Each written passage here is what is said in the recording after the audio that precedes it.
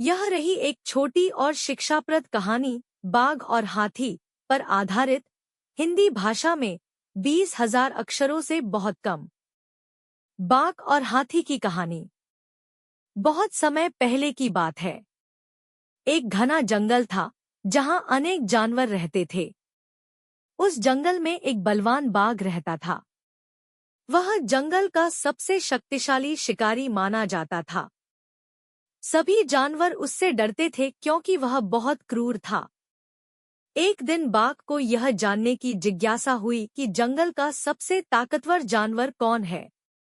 वह सोचने लगा, मैं तो सबसे ताकतवर हूँ, लेकिन क्या कोई मुझसे भी बलवान हो सकता है? तभी उसे ख्याल आया, हाथी बहुत बड़ा और ताकतवर होता है, क्यों न उसे चुनौती दूं?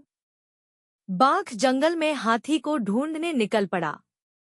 कुछ ही देर में उसने एक विशाल वटवृक्ष के नीचे खड़े एक बूढ़े मगर विशाल हाथी को देखा। हाथी अपने कान हिला रहा था और शांति से पत्ते खा रहा था। बाघ ने दहाड़ते हुए कहा, ओ हाथी, आज मैं यह तय करना चाहता हूँ कि हम दोनों में से अधिक शक्तिशाली कौन है। हाथी ने धीरे से उसकी ओर देखा और बोला, बाघ, शक्ति सिर्फ शरीर की नहीं होती, समझदारी की भी होती है। लेकिन अगर तुम्हें लड़ाई ही करनी है तो ठीक है। बाघ को यह सुनकर गुस्सा आया और वह हाथी पर झपटा। लेकिन हाथी ने चतुराई से अपनी सूंड से बाघ को पकड़कर दूर फेंक दिया।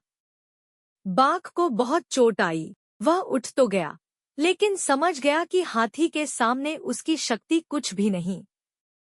उसे पहली बार अपनी सीमा का एहसास हुआ। बाघ शर्मिंदा होकर बोला, मैंने तुम्हारी बुद्धि और शक्ति को कम समझा, कृपया मुझे क्षमा करें। हाथी मुस्कराया और बोला, शक्ति का घमंड नहीं करना चाहिए। असली ताकत समझदारी और संयम में होती है। उस दिन के बाद बाघ ने कभी किसी को बिना कारण डराना बंद कर दिया। जंगल में फिर से शांति लौट आई। शिक्षा। शक्ति का घमंड नहीं करना चाहिए। समझदारी और विनम्रता ही असली ताकत होती है।